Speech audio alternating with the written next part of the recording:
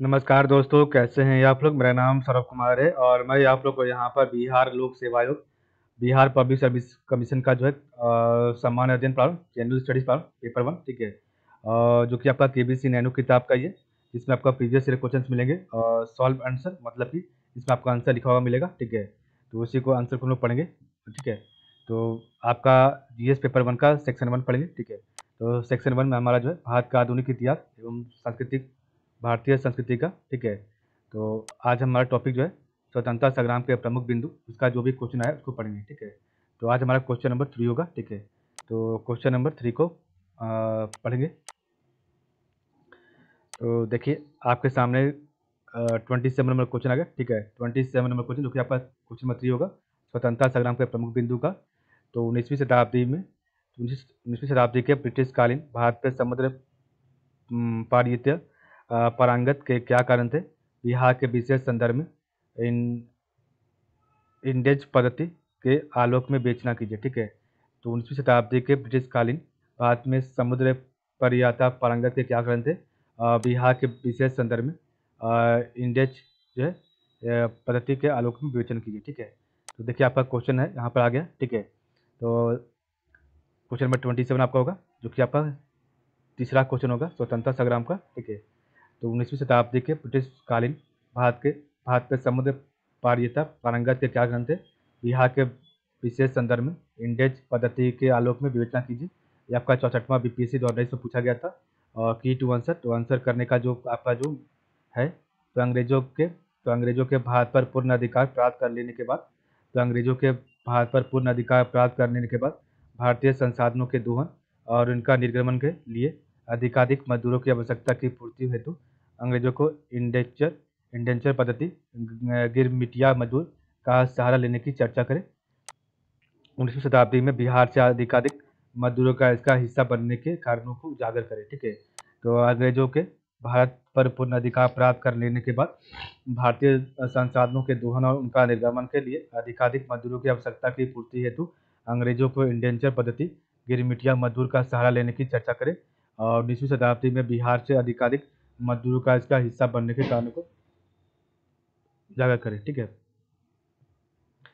तो इसका आंसर है ब्रिटिशकालीन। तो ब्रिटिशकालीन भारत में अपने साम्राज्यवादी हितों को पूरा करने के लिए, तो ब्रिटिशकालीन भारत में अपने साम्राज्यवादी हितों को पूरा करने के लिए अंग्रेजों ने भारतीयों का अनेक प्रकार से शोषण किया।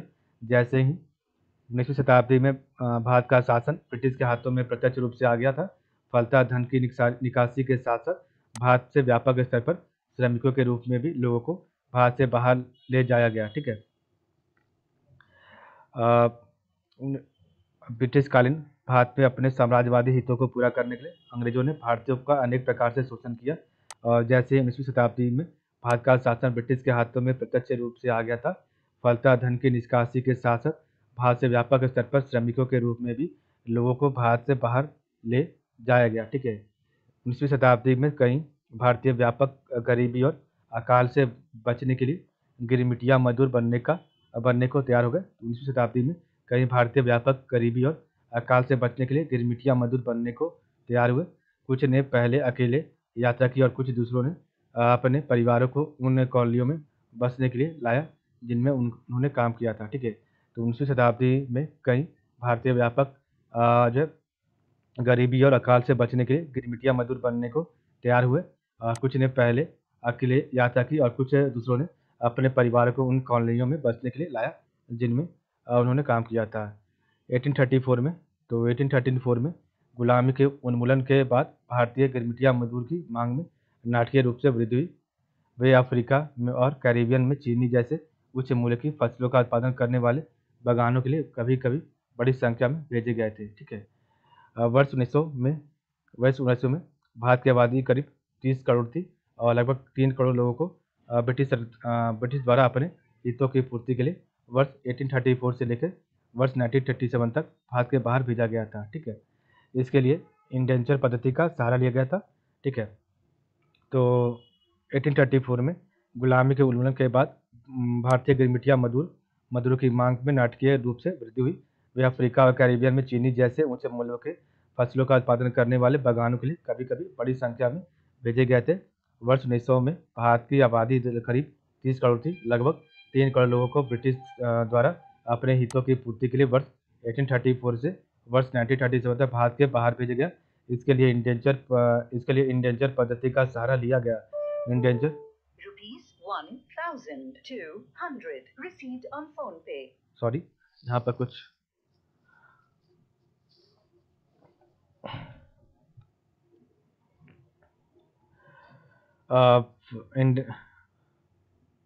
कभी कभी बड़ी संख्या में भेजे गए थे। वर्ष 1900 में भारत की आबादी करीब 30 करोड़ थी। ठीक है, तो वर्ष 1900 में भारत की आबादी 30 करोड़ थी और लगभग 3 करोड़ लोगों को ब्रिटिश द्वारा अपने हितों की पूर्ति के लिए वर्ष 1834 से वर्ष 1937 तक भारत के बाहर भेजा गया। इसके लिए इंडेंचर पद्धति का सहारा लिया गया। इंडेंचर पद्धति एक प्रकार का कॉन्ट्रैक्ट होता था। तो इंडेंचर पद्धति एक प्रकार का कॉन्ट्रैक्ट होता था जिसका प्रयोग श्रमिकों के कुछ भुगतान कर उनकी सेवाएं प्राप्त करने के लिए किया जाता था। ठीक है, और यानी यह एग्रीमेंट श्रमिक व ब्रिटिश सरकार की रिक्रूटमेंट एजेंसी के बीच बना था। ठीक है, तो यह एग्रीमेंट जो है श्रमिक व ब्रिटिश सरकार की रिक्रूटमेंट एजेंसी के बीच बना था। ठीक है, इसमें दोनों पक्ष सहमत होते थे, इसलिए तकनीकी तौर पर इसे गुलामी नहीं कहा गया, किंतु जो अशिक्षित लोग एग्रीमेंट शब्द को बोल नहीं सकते थे वे इसका अर्थ क्या निकालते इसीलिए वे इसे एग्रीमेंट कहते थे। ठीक है, तो इसमें दोनों पक्ष सहमत होते थे, इसलिए तकनीकी तौर पर इसे गुलामी नहीं कहा गया, किंतु जो अशिक्षित लोग एग्रीमेंट शब्द को बोल नहीं सकते थे वे इसका अर्थ क्या निकालते इसीलिए वे इसे एग्रीमेंट जो है कहते थे। और इस पर अंगूठा लगाने वाले को गिरमिटिया कहा गया है। ठीक है, ब्रिटिश में भारत औद्योगिकरण, तो ब्रिटिश में बाद में ब्रिटिश औद्योगिकरण तथा साम्राज्यवादी प्रसार के बाद इस पद्धति को बढ़ावा मिला। साथ ही बंगाल में परमानेंट सेटलमेंट एक्ट के बाद बंगाल के किसानों व मजदूरों की स्थिति दयनीय हो गई, जिसका लाभ जो है उठाकर ब्रितानियों ने तत्कालीन बिहार प्रांत के विभिन्न क्षेत्रों से लोगों को विश्व के कई सुदूर भागों में स्थानांतरित कर दिया गया। ठीक है, तथा यथा मॉरिशस, फिजी, मलेशिया, कैरेबियन द्वीप, सिंगापुर व अफ्रीका आदि। ठीक है, तो बाद में ब्रिटिश औद्योगिकरण तथा साम्राज्यवादी प्रसार के बाद इस पद्धति को बढ़ावा मिला। साथ ही बंगाल में परमानेंट सेटलमेंट एक्ट के बाद बंगाल के किसानों व मजदूरों की स्थिति दयनीय हो गई, जिसका लाभ उठाकर ब्रितानियों ने तत्कालीन बिहार प्रांत के विभिन्न क्षेत्रों से लोगों का विश्व के कई सुदूर भागों में स्थानांतरित कर दिया, यथा मॉरिशस, फिजी, मलेशिया, कैरेबियन द्वीप, सिंगापुर व अफ्रीका आदि। परिणाम स्वरूप आज भी भारतीय मूल के लोग विश्व के विभिन्न भागों में फैले हुए तथा विभिन्न देशों के साथ नीतियों के निर्धारण में महत्वपूर्ण भूमिका निभा रहे हैं। ठीक है, वर्तमान में भी भारत सरकार द्वारा अप्रवासी भारतीयों के लिए विशेष प्रकार की सुविधाएं प्रदान की जाती है और इसके लिए विभिन्न सामाजिक व सांस्कृतिक कार्यक्रमों व दिवसों का संचालन किया जाता है, यथा भारत को जानो कार्यक्रम, ओवरसीज भारतीयों के लिए नागरिकता नियम, प्रवासी भारतीय दिवस में आयोजन आदि। ठीक है, तो वर्तमान में भारत सरकार द्वारा अप्रवासी भारतीयों के लिए विशेष प्रकार की सुविधाएं प्रदान की जाती है और इसके लिए विभिन्न सामाजिक व सांस्कृतिक कार्यक्रमों व दिवसों का संचालन किया जाता है और यथा भारत को जानो कार्यक्रम, ओवरसीज भारतीय के लिए नागरिकता नियम और प्रवासी भारतीय दिवस सम्मेलन का आयोजन आदि। इस तरह इंडेंजर पद्धति के माध्यम से बिहार के लोग विश्व के विभिन्न भागों में बसे हुए हैं। 19वीं शताब्दी में ब्रिटिश की इस समुद्रीय पारंगतता के प्रमुख कारण इस प्रकार हैं। ठीक है, तो इस तरह इंडेंजर पद्धति के माध्यम से बिहार के लोग विश्व के विभिन्न भागों में बसे हुए और 19वीं शताब्दी में ब्रिटिश की इस समुद्री पारंगतता के प्रमुख कारण इस प्रकार है। तो औद्योगिक क्रांति के चलते नए नए क्षेत्रों में ब्रिटिश प्रजा की पहुंच, और नेक्स्ट है ब्रिटिश सरकार की साम्राज्यवादी नीति के लक्ष्य की पूर्ति के लिए नए क्षेत्रों तक पहुंच और यहाँ नियंत्रण व कार्य करने के लिए मानव श्रम की आवश्यकता होती है, तो जिसे ब्रिटिश द्वारा भारत से पूरा किया जाता था। फलतः बिहार के श्रमिक विश्व के अनेक भागों में पहुंच गए। तो ब्रिटिश सरकार की साम्राज्यवादी नीति के लक्ष्य की पूर्ति के लिए नए क्षेत्रों तक पहुंच और यहाँ नियंत्रण व कार्य करने के लिए मानव श्रम की आवश्यकता होती है, जिसे ब्रिटिश द्वारा भारत से पूरा किया जाता था। फलतः बिहार के श्रमिक विश्व के अनेक भागों में पहुंच गए थे। ठीक है, ब्रिटिश की कुशल नौसेना, तो ब्रिटिश की कुशल नौसेना व युग अधिकारी के कारण यूरोप व संपूर्ण विश्व पर ब्रिटिश साम्राज्यवाद का प्रभाव पड़ा।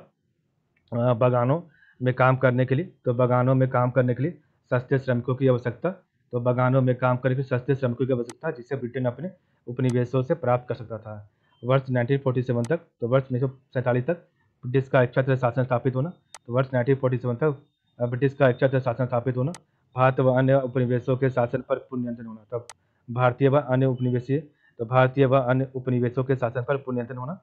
बिहार राज्य में, तो बिहार राज्य में उद्योगों का विकास नहीं हो पाने के कारण, तो बिहार राज्य में उद्योगों का विकास न होने पाने के कारण यहाँ व्यापक स्तर पर निर्धनता का व्याप्त होना तथा पर्याप्त संख्या में सस्ते श्रमिकों की उपलब्धता के कारण गिरमिटिया मजदूरों के रूप में बिहार से श्रमिक विश्व के अनेक भागों में पहुंच गए। ब्रिटिश काल में कलकत्ता जैसे, तो ब्रिटिश काल में कलकत्ता जैसे प्रसिद्ध बंदरगाह पर ब्रिटिश सरकार का नियंत्रण था, जहां से बिहार के श्रमिकों को अच्छी मजदूरी का प्रलोभन देकर समुद्री मार्गों के माध्यम से विश्व के अनेक भागों में आसानी से पहुंचा दिया जाता था। ठीक है, यदि 2011 की जनगणना पर गौर करें तो आज भी बिहार में शिक्षा की स्थिति निम्न है, जो इसका जनसंख्या घनत्व भारत में सर्वाधिक है, जबकि कृषि एवं औद्योगिक विकास दर काफ़ी नीचे है, जिसके कारण बिहार में बेरोजगारी और गरीबी आज भी व्यापक स्तर पर व्यापक है। नतीजन आज भी भारत के अलावे विश्व के विभिन्न भागों में ये बड़ी संख्या में उपस्थित है। इस प्रकार ब्रिटिशकालीन समुद्र पारियता की नीति के चलते मानव संसाधन के प्रसार को बढ़ावा मिला तथा बिहार से विश्व के विभिन्न भागों में पहुंच गए। ठीक है, जिनमें आज से भी जिनमें जिनमें से आज भी अधिकतर ब्लू कॉलर जॉब करते हैं।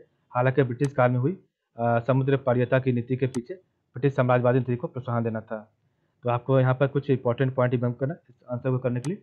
तो इंडेंचर पद्धति के मूल सिद्धांत को स्मरण रखें। ठीक है, अंग्रेजों के दोहन एवं शोषणवादी नीतियों को ध्यान में रखें।